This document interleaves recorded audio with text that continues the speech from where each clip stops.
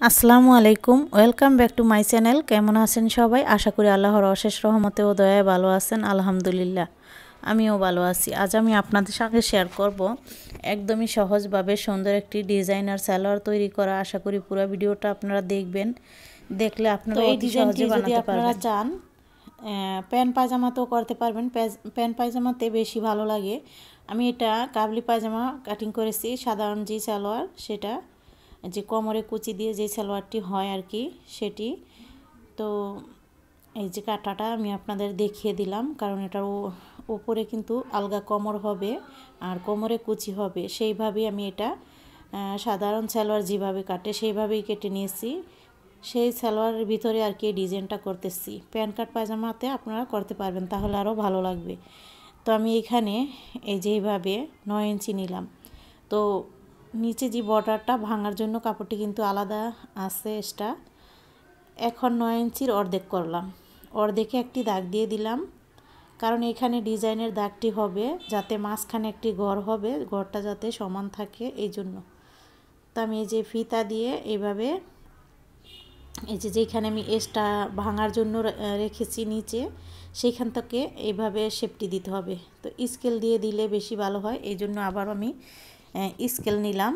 Scale দিয়ে স্কেলের এই পাশটা ওই পাশটা দাগ দিলেই কিন্তু হয়ে যায়।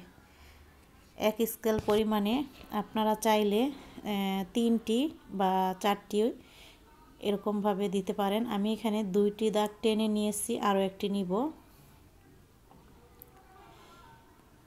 এই তো এখানে হয়েছে 3টা, তো আমি 3টা করেই দিব। এখানে কিন্তু 5টা 4টা 3টা এরকম দেওয়া যায়। তো যে যেরকম দিতে চান সেই আন্দাজে আপনারা চওড়া নিতে পারেন। এখন আমি আবারও স্কেলটি এইভাবেই রাখবো।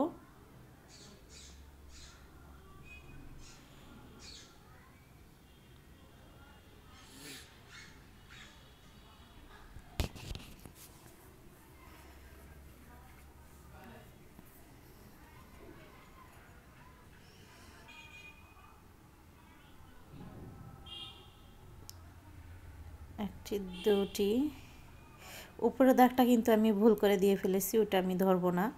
এভাবেই 3টি দাগ ধরতে হবে। এই যে এখানে 4টি দাগ হয়ে গেছে, উপরেরটা বাদ দিবেন। এই যে 3টি করে দাগ রাখবো। আমি উপরেরটা মোচা দিয়ে দিয়েছি। এখন আমি এই পাশটাতে এই যে দেখা যাইতেছে জি, তো সেইভাবেই আমি এই হালকা করে দেখা যায় সেইভাবেই স্কেলটা দিয়ে দাগটি টেনে নিব। আর আপনারা চাইলে যেভাবে মাপ নিয়ে আমি দাগটি দিয়েছি সেভাবেও করতে পারেন, তাহলে কিন্তু এটার সাথে মিলে যাবে। তো যেহেতু এখানে এই পাশে দাগটা উঠছে একটু হালকা, তো সেই দাগের উপর দিয়ে দিয়ে আমি দাগটি দিচ্ছি। এই যে এখানে আমি দাগের উপরে কিন্তু আমি টিক দিয়ে দিয়েছি এই পাশটাতে, যে হালকা দেখা যায় এই জন্য। এই পাশে আবার ওই পাশে দোনো পাশে চক দিয়ে আমি একটু টিক দিয়ে দিয়েছি। আর হালকা করে আমি হয়তো বা দেখতেছি, আপনারা দেখতে পান না। আপনারাও এরকম করে যখন বানাবেন তখন হালকা যে দাগটি সেটি আপনারাও দেখতে পাবেন। আর সেই দাগের উপর দিয়ে এইভাবে করে এই পাশের পাটাতেও এঁকে নিতে পারবেন ড্রয়িংটি। তো এই তো আমার আঁকা হয়ে গেল। এই যে এরকমভাবে এই পাশেও 3টি করে, এই পাশে 3টে আমি একটু খুলে দেখাচ্ছি কীরকমটা হয়েছে। এই যে এরকম। তো এই যে এখানে যে কাপড়টা রাখলাম এটা হয়েছে বর্ডারের জন্য, এটা বাদ রেখেই কিন্তু এতটুকু হয়েছে। এখানে দাগটি আমি একটু স্পষ্ট করে দিয়ে দিলাম। আশা করি আপনারা বুঝতে পারছেন যে কীভাবে ড্রয়িংটি করতে হবে। তো এইভাবে আপনারা চাইলে করে নিতে পারেন। তো যে যেরকম ডিজাইন পছন্দ করেন সেইভাবে করবেন। আপনারা যদি এটার মতো বানাতে চান তাহলে এইভাবে ডিজাইন এঁকে নিয়ে এটার মতো করে আপনারা সেলাই করতে পারেন, তাহলে আপনারাও এরকম সুন্দর একটি ডিজাইন তৈরি করতে পারবেন।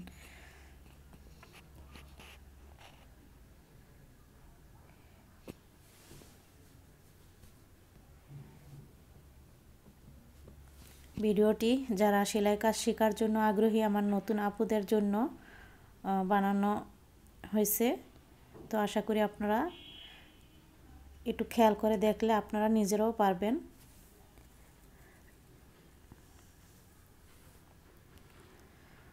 এরকমভাবে আমি দাগ যেভাবে দিয়েছি সেইভাবেই সেলাইটি দিব। কিছুটা কাপড় এভাবে রেখে। তো আমি এই যে কাপড়ের পরিমাণটা এরকম নিয়েছি, আপনারা চাইলে আরও চিকন করেও এই সেলাইটি দিতে পারেন। তো একটু মোটা করে নিলে আরও বেশি আর কি দেখা যায়, এই জন্য আমি এরকম চওড়াটা নিয়েছি। সেলাইটি আরও চিকন করেও দেওয়া যায়, ঠিক আছে। এক পাশ সেলাই করব,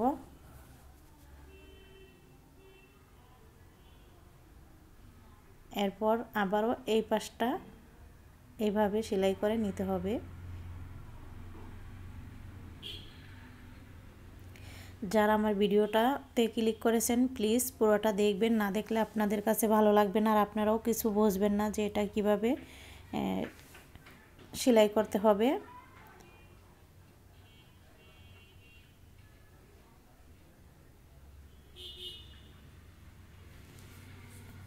দেখুন আমি এক পাশ সেলাই করেছি, আবার আরেক পাশ এইভাবে করে মানে উপরের অংশটা কিন্তু সেলাই করা হয়ে গেল, এই যে দেখতেই পাচ্ছেন। এখন আমি নিচের অংশে সেলাইটি দিব, এরকমভাবে আবারও ভাঁজ করে করে সেলাইটি দিতে হবে। যারা এখনও আমার চ্যানেলটিকে সাবস্ক্রাইব করেন প্লিজ আমার চ্যানেলটিকে আপনারা সাবস্ক্রাইব করবেন, আর যারা করে দিয়েছেন তাদেরকে অসংখ্য ধন্যবাদ। যদি বেশি ভালো লাগে অবশ্যই আপনাদের ফ্যামিলি বন্ধুদের সঙ্গে শেয়ার করবেন, আর ছোট্ট একটি লাইক দিতে ভুলবেন না।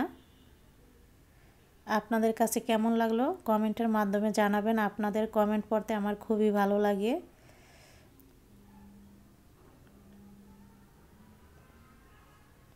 তো এই যে বাড়তি সুতাগুলো কিন্তু আমি কেটে নিয়েছি।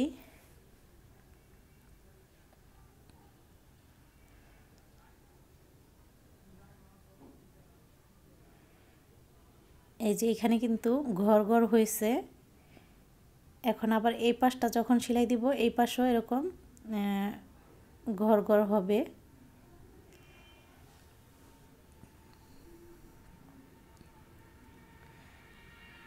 যেভাবে দাগটি দিয়েছি সেইভাবে করেই সেলাইটি দিতে হবে।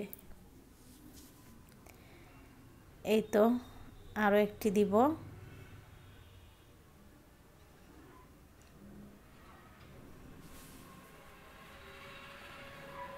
তো দেখুন এই যে এরকমটা হয়েছে, আশা করি আপনারা বুঝতে পারছেন যে ডিজাইনটি কীরকম হয়েছে।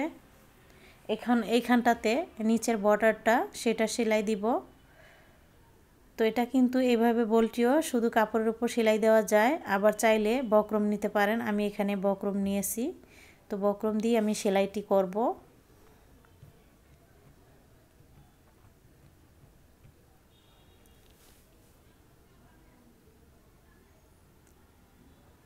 এই তো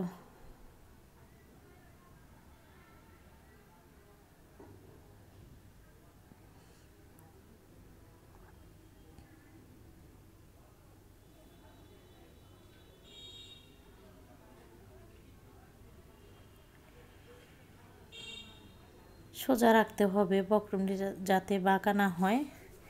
আমি প্রথমে সাইডের সেলাইটা দিয়ে দিয়েছি, এখন আমি আরও একটি সেলাই দিব।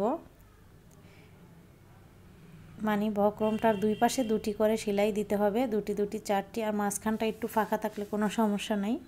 আবার একটি করে সেলাইও চাইলে দেওয়া যায়। আবার যারা চান যে বক্রম দিবেন না, নাও দিতে পারেন। এভাবেই সেলাই করে দিয়ে রাখবেন, তাহলেও খারাপ লাগবে না দেখতে। এখন আমি এই যে খালি জায়গাটাতে শো বোতাম লাগিয়ে নেব, তার আগে সাইড সেলাই করে নিব। তো আশা করি আপনারা ডিজাইনটি বুঝতে পারছেন। এখন এই যে এইভাবে করে পুরাটা সাইড সেলাই করে নিতে হবে সালোয়ারের।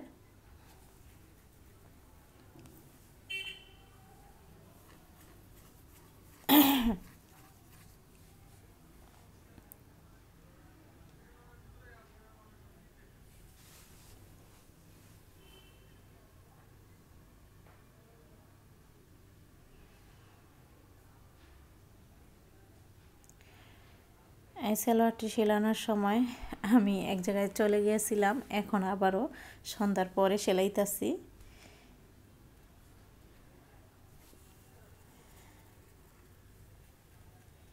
এই জন্য দেখতে দুই রকম লাগতেছে।